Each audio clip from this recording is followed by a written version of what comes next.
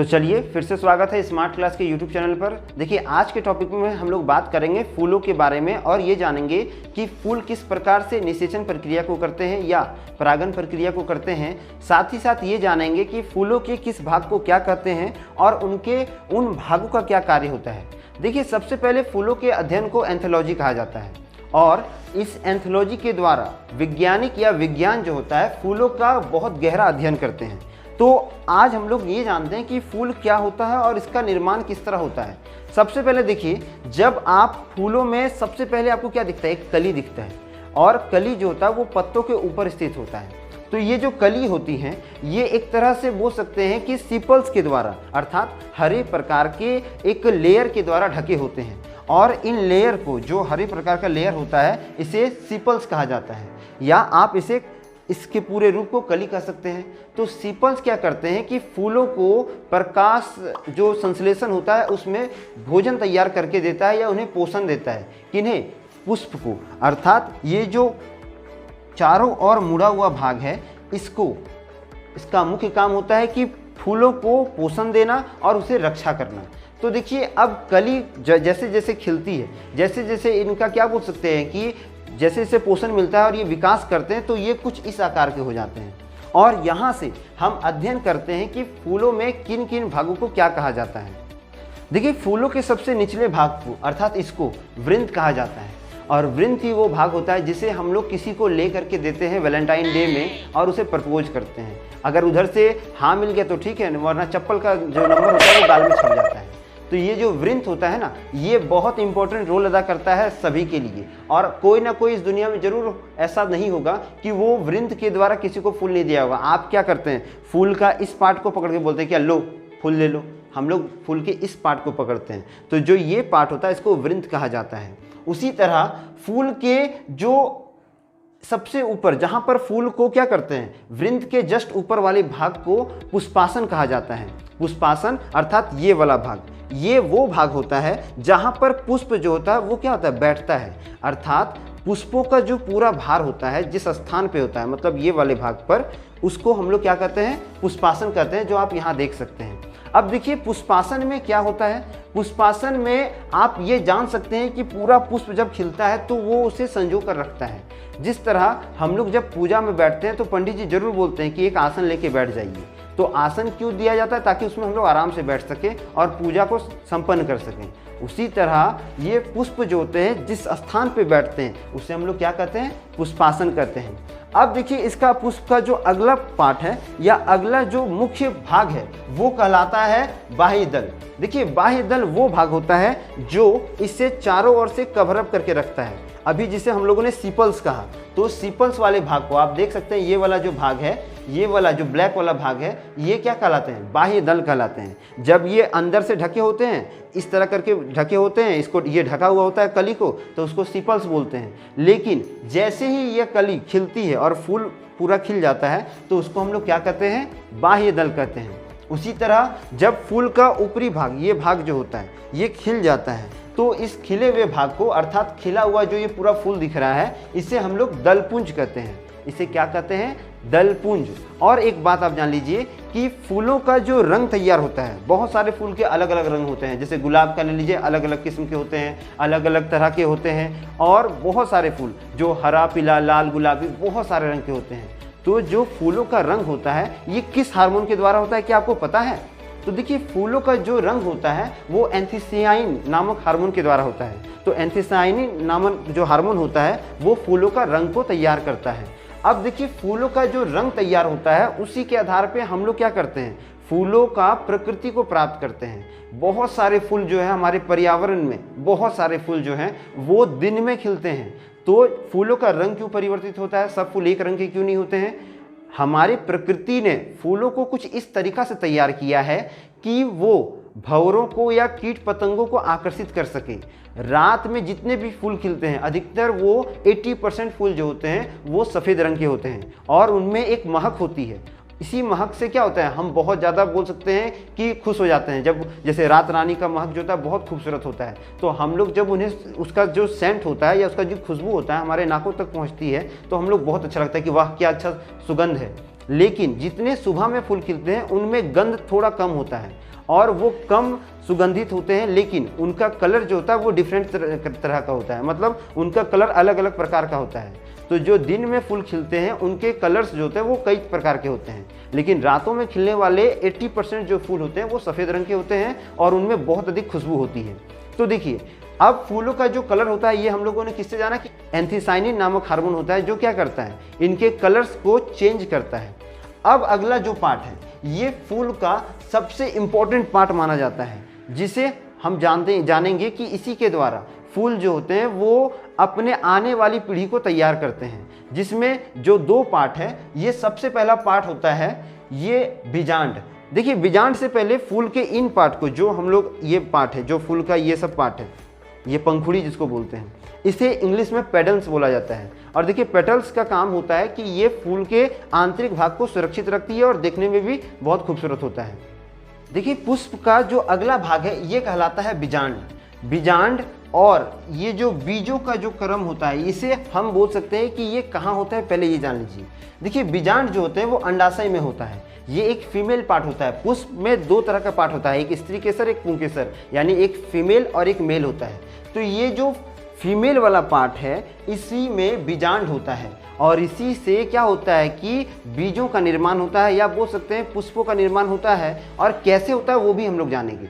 तो देखिए, अंडाशय के अंदर, अंडाशय जो होता है वो नीचे होता है। ये कई प्रकार के होते हैं। अंडाशय का आकार जरूरी नहीं कि एक सेपरेट प्रकार का होगा। जैसे मैं प्रैक्टिकली आपको बता देता हूँ। जैसे मान लीजिए कि यहाँ पर इस फूल में ये वाला जो पार्ट है, ये सफ़ेद वाला जो पार्ट दिख रहा है, ये क्या होता है, यही है अंडाशय। और इसी के अंदर जो होते हैं छोटे छोटे कण होते हैं, छोटे छोटे कण होते हैं। बचपन में हम लोगों ने फूल के इस पार्ट को तोड़ के चूसा होगा। बहुत बच्चे जो होते हैं फूल के रस को चूसते हैं और बहुत मज़ा आता है। मैं खुद बचपन में पीले रंग का जो फूल होता था उसके पीछे वाले भाग से रस चूसता था, तो उससे वो बहुत मीठा लगता था। और क्योंकि वो प्रकृति, एक तरह से बोल सकते हैं प्रकृति शुगर होता है, प्रकृति मिठास होता है, जो बहुत अच्छा लगता है। तो बहुत बच्चे बचपन में इस पार्ट को जरूर देखे होंगे, नहीं तो जब आप इसको तोड़िएगा तो यहाँ से लसलस तरह का एक द्रव्य निकलता है। तो वो लसलस द्रव्य जो होता है वो एक तरह से आप बोल सकते हैं कि उसमें बीजांड होता है।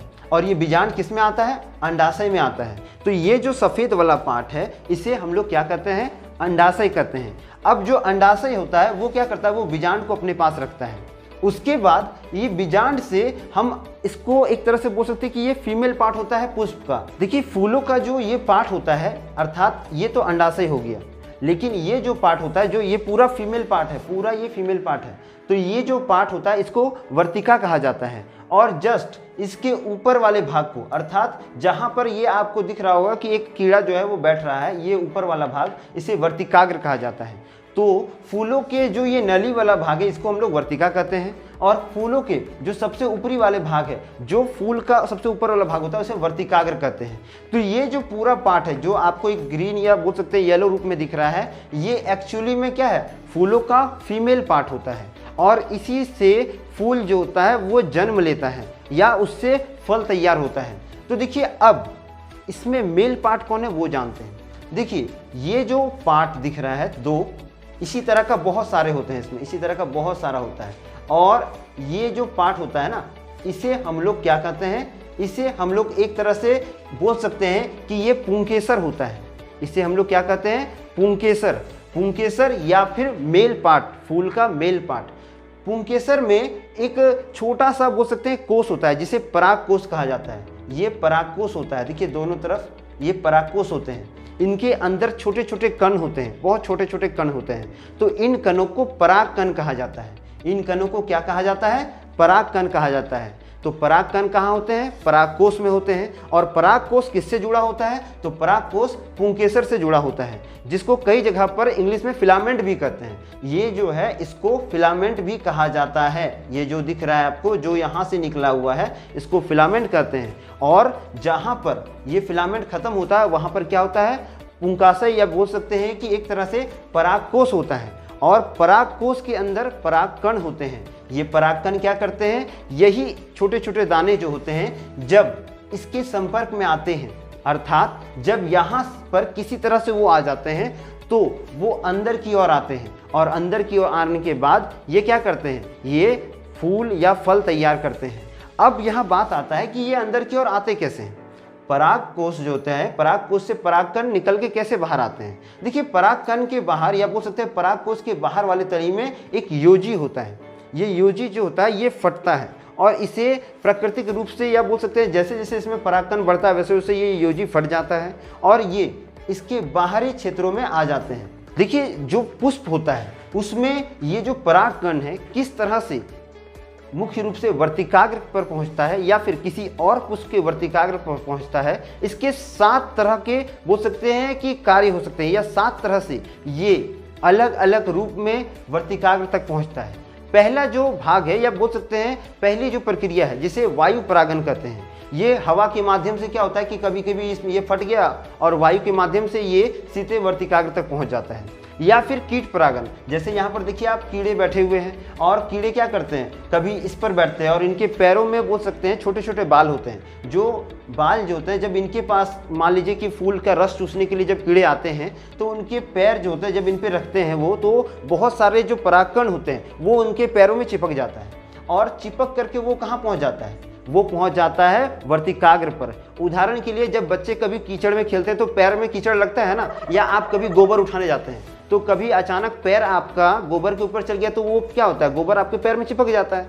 तो आप जब घर में एक साफ सुथरे घर में टाइल्स मार्बल वाले घर में चलिएगा तो क्या होगा, मम्मी आपको आरती दिखाएगी कि आपने क्या किया है, पूरे घर में गोबर फैला दिया है, क्योंकि आपके पैर में वो गोबर क्या होता है कीचड़ के जैसा लगा हुआ होता है। उसी तरह जब ये कीट मकोड़े या बोल सकते हैं जैसे ये आते हैं परागकण को लेकर के या इनके पास आते हैं तो परागकण इनके पैरों में क्या होते हैं धंस जाते हैं या चिपक जाते हैं और ये किसी तरह अगर वर्तिकाग्र पर बैठ गए तो वहाँ पर एक तरह से बोल सकते हैं परागन क्रिया शुरू हो जाती है।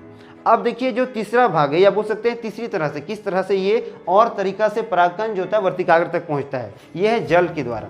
जल परागन भी होता है, मतलब पानी के द्वारा भी क्या होता है कभी कभार जो ये बोल सकते हैं एक तरह से कि परागकण होते हैं वो वर्तिकाग्र तक पहुंचते हैं। उसके बाद जंतु परागन, देखिए जंतु परागन बहुत तरह का होता है, हम लोग भी जंतु परागन कर सकते हैं। जैसे मान लीजिए कि आप किसी बगीचे में गए, आपको बहुत सारे फूल दिखे तो आपने सब फूल को एक जगह करके ऐसे सेल्फी ले लिया, तो जब सब फूल एक दूसरे को हम लोगों ने टकराया तो उसमें भी क्या होता है परागन जो होता है या परागकण जो होता है वो एक दूसरे में चल जाता है, झड़ जाता है। और परागकण क्या होता है, तो ये वाला भाग जो देखिए ये सब के अंदर छोटे छोटे जो पीले पीले दिख रहे हैं इनके अंदर छोटे छोटे कण होते हैं तो वो परागकण कहलाता है। अब देखिए जंतु परागन में एक बहुत बड़ा उदाहरण है रेफ्लेशिया फूल का। ये रेफ्लेशिया फूल जो होता है ये लगभग 40 किलो का होता है और विश्व का सबसे भारी फूल है। इस रेफ्लेशिया फूल में क्या होता है रस होता है जिसे हाथी या अन्य जो पक्षी होते हैं वो लेते हैं। तो जब इसे लेने के दौरान या इस रस को चूसने के दौरान जब कई बड़े बड़े जानवर जब इस रस को चूसते हैं तो उस दौरान क्या होता है कि उनके सूंड में या उनके जो बिक होता है या उनके चोंच में ये रस लग जाता है और यदि वो इस रस को चूसने के बाद किसी दूसरे फूल में जाके बैठते हैं तो वहाँ पर भी आराम से परागकण क्या होता है ट्रांसफॉर्म हो जाता है, चल जाता है आराम से। अगला जो है वो है पक्षी परागन। तो पक्षियों का क्या होता है कि चोंच किसी इस फूल में कभी इस फूल में डाला कभी उस फूल में डाला, तो ये चोंच के द्वारा क्या होता है हर जगह पर फूल जो होता है वो एक या बोल सकते हैं परागन जो होता है या परागकण एक जगह से दूसरे जगह तक आराम से पहुंच जाता है। तो यह पूरा जो प्रक्रिया होता है इसे हम लोग क्या कहते हैं परागन कहते हैं। अब इसके अलावा 2 और तरीका होता है जिसमें पुष्प का जो परागकण होता है वो वर्तिकाग्र तक पहुंचता है। कायरोटेलिफिलस और मालाकोटेलिफिलस ये 2 ऐसे तरीके होते हैं जिसमें चमगादड़ और घोंगा जो होता है वो पुष्पों में परागकणों को वर्तिकाग्र तक पहुंचाते हैं। देखिए कायरोटेलिफिलस इसका उपयोग चमगादड़ करते हैं जिसके दौरान वो कभी पुष्प से रस लेते हैं या पुष्प को वो उसके संपर्क में आते हैं तो वो क्या करते हैं एक तरह से बोल सकते हैं परागकणों को वर्तिकाग्र तक पहुंचाते हैं। उसी तरह मालाकोफिलस जो होता है वो घोंघे के द्वारा होता है जो जल में अधिकतर दिखा जाता है। जल में जो पुष्प खिलते हैं तो घोंघा कभी कभार पुष्पों के ऊपर भी चढ़ जाते हैं, उस दौरान वो क्या करते हैं परागकणों को वर्तिकाग्र तक पहुंचा देते हैं। फिर से बता देता हूँ कि ये जो है ये परागकण है और ये जो ऊपर भाग है जहाँ पर ये कीट बैठा हुआ है उसे हम लोग वर्तिकाग्र कहते हैं। अब देखिए इसका जो अगला पार्ट है इसमें हम लोग ये जानते हैं कि फूल का जो भाग एक दूसरे के साथ परागन क्रिया में भाग लेते हैं। परागन क्रिया क्या होती है, वो क्रिया जिसमें फूल क्या करते हैं निषेचन प्रक्रिया को करते हैं या बोल सकते हैं कि नए फलों को तैयार करते हैं या फिर नए पुष्प को तैयार करते हैं। तो निषेचन प्रक्रिया में या परागन क्रिया में क्या क्या भाग लेते हैं वो जान लेते हैं। देखिए यदि पुष्प में जो भाग या वैसे भाग जो निषेचन प्रक्रिया में भाग लेते हैं उनमें जो मुख्य भाग होता है वो एक होता है ये हमारा वर्तिकाग्र वाला भाग, और दूसरा जो होता है वो पुंकेसर का भाग होता है। देखिए फूलों में परागकण और एक तरह से आप बोल सकते हैं बीजांड, ये दोनों को युग्मक कहा जाता है। युग्मक इसलिए कहा जाता है क्योंकि ये दोनों जब तक अलग रहते हैं तब तक ये इन्हें युग्मक कहा जाता है। उदाहरण के लिए जब तक दो तरह के बोल सकते हैं दंपति जिसमें एक पुरुष और एक महिला जब तक इनका विवाह नहीं होता है तो तब तक इन्हें हम जोड़ा नहीं कर सकते हैं। तो उसी तरह जब तक ये दोनों भाग अर्थात बीजांड और ये परागकण जब तक नहीं मिलते हैं तब तक इन्हें युग्मक कहा जाता है। और जैसे ही इन दोनों में वर्तिकाग्र द्वारा मिलन हो जाता है या बोल सकते हैं ये दोनों जैसे ही मिलते हैं इसे युग्मनज कहा जाता है। इसे क्या कहते हैं हम लोग? युग्मनज। अर्थात जब परागकण एक तरह से इसमें आके मिल जाए बीजांड में, जैसे ही ये मिल जाते हैं इसे युग्मनज कहा जाता है। अर्थात जैसे ही बीजांड से परागकण मिलते हैं उसे हम लोग क्या कहते हैं? युग्मनज कहते हैं। और कुछ समय बाद जब ये युग्मनज बहुत अधिक मात्रा में बदलाव करते हैं और नई तरह के फल या फूल को तैयार करते हैं या आने वाली अपनी पीढ़ी को तैयार करते हैं तो उस क्रिया को या उस क्षेत्र को भ्रूण कहा जाता है, जिसे हम लोग अब अच्छे से समझते हैं। पुष्प में जो ये पूरा परागन क्रिया होती है वो कैसी होती है पहले वो हम लोग समझ लेते हैं।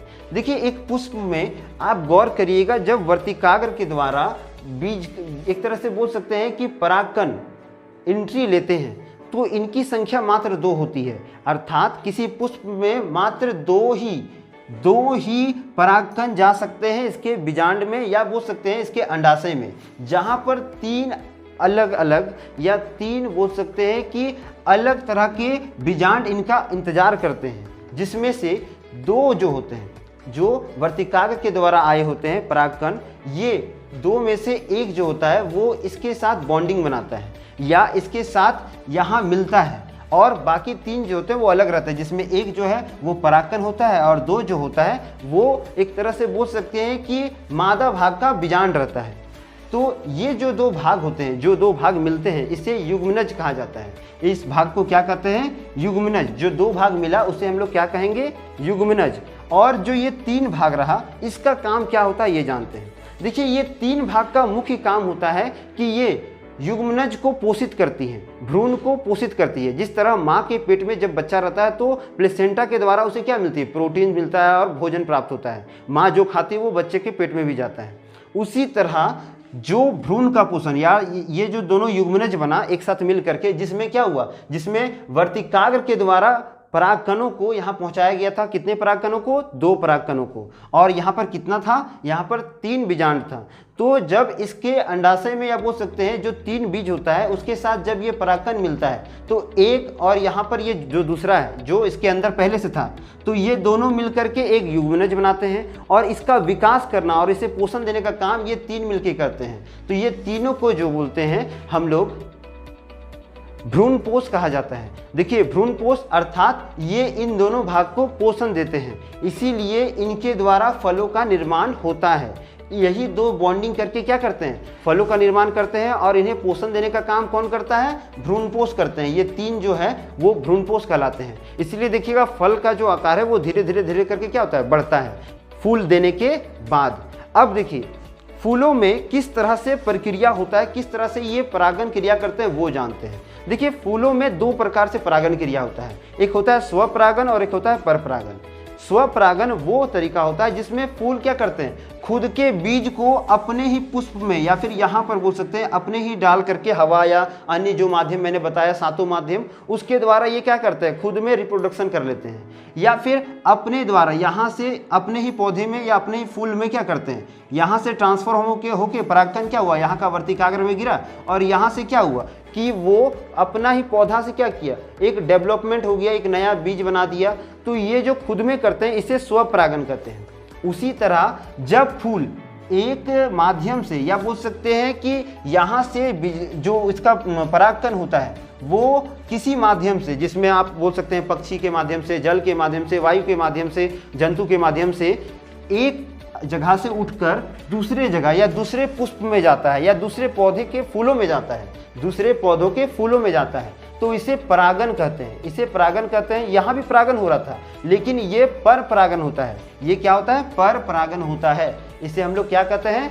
पर परागन कहते हैं। तो पर परागन में क्या होता है कि यहाँ से कण निकल के कहाँ जाते हैं, दूसरे पौधों के वर्तिकाग्र में जाता है और वहाँ से वो वापस फिर बोल सकते हैं बीजांड में जाता है और वहाँ पर एक प्रक्रिया करता है और रिप्रोडक्शन का इनका काम शुरू होता है।